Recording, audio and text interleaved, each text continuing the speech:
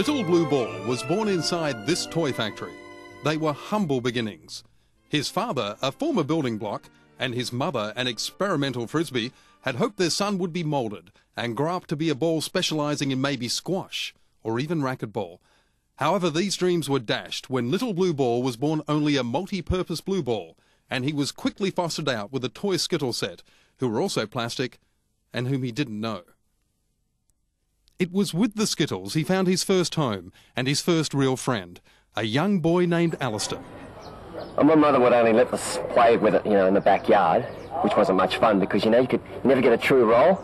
So, so my brother and I, we went and took him over to the park to play cricket with him, and my brother hit him so hard into the bush that, well, we couldn't find him. We lost him. As winter turned to spring, shrubbery grew tall all around him, and for 5 whole months he remained stranded here. In fact, if it weren't for an inquisitive dog sniffing around the bush, Little Blue Ball would surely have perished. The dog, thought to be a stray, befriended Little Blue Ball, licked him, gently picked him up, and took him to the city. Well, he was a lucky ball and recovered quite quickly. A slight fade marked the only permanent reminder of his ordeal. But things weren't going his way. Times were tough. Little Blue Ball wasn't in regular employ, and the only references he could offer potential landlords were from the dog, who couldn't be contacted and were barely legible anyway. The other was a fake, also forged by the dog. Then fate stepped in to do what it does best, create an accidental hero. Whilst he was rolling down the footpath one day, just minding his own business, he observed a mugging further down the street, and the mugger actually came running towards him, clutching the woman's handbag. Little Blue Ball rolled out of nowhere and, risking life and plastic, dove under the mugger's foot at just the precise moment, tripping him up and knocking him out cold when his criminal head hit the pavement. Little Blue Ball placed him under citizen's arrest until the police arrived. The handbag belonged to none other than the Premier's daughter, Lady Catherine Spencer. Suddenly, Little Blue Ball was a national hero. This much fanfare may seem unusual, even excessive, but back in LBB's day, the inner city could be a dangerous place, and many believed the police had lost control of the streets to the underworld.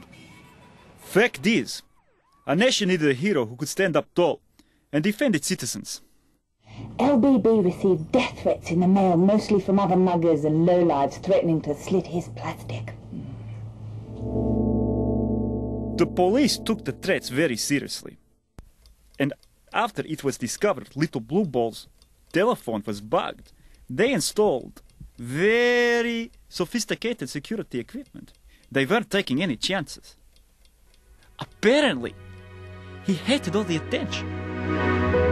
The truth is that LBB had been thrust into the limelight. He'd become public and political property. Yes, a tall poppy. Soon he was a popular and sought-after personality and invited to parties and gala events all over town. Now, it was at one of these parties when he was first introduced to the 2 men who wielded the real power within the city council, Gordon J. Clifford and Clifford K. Gordon. And it's alleged that a secret meeting was arranged and actually took place.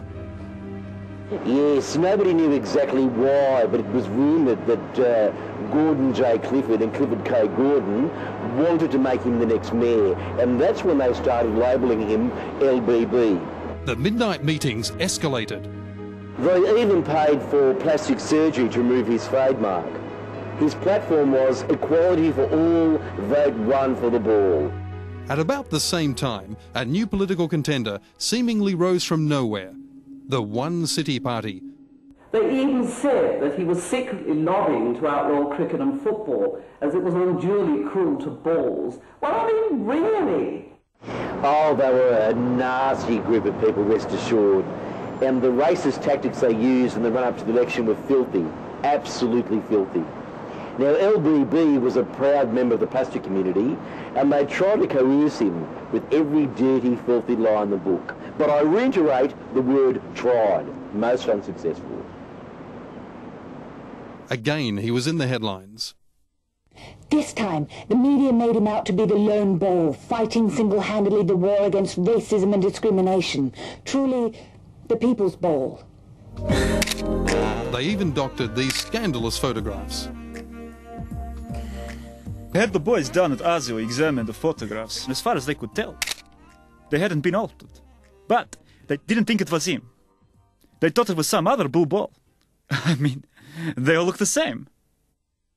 But the damage had been done. Gordon J. Clifford and Clifford K. Gordon had little choice but to abandon their plan. Hounded and mobbed again by the media, LBB became a recluse. He couldn't even roll to the corner shop. And so he became a prisoner in his own home. They've gone way too far. Way too far. True to the tall poppies patch, LBB's life became a sideshow. There was no bouncing back from this one. He was emotionally and spiritually deflated, hated, and all alone. Little Blue Ball made his decision, and without leaving a note or saying goodbye to anyone, caught a taxi out to the Gap and rolled over the edge into the darkness.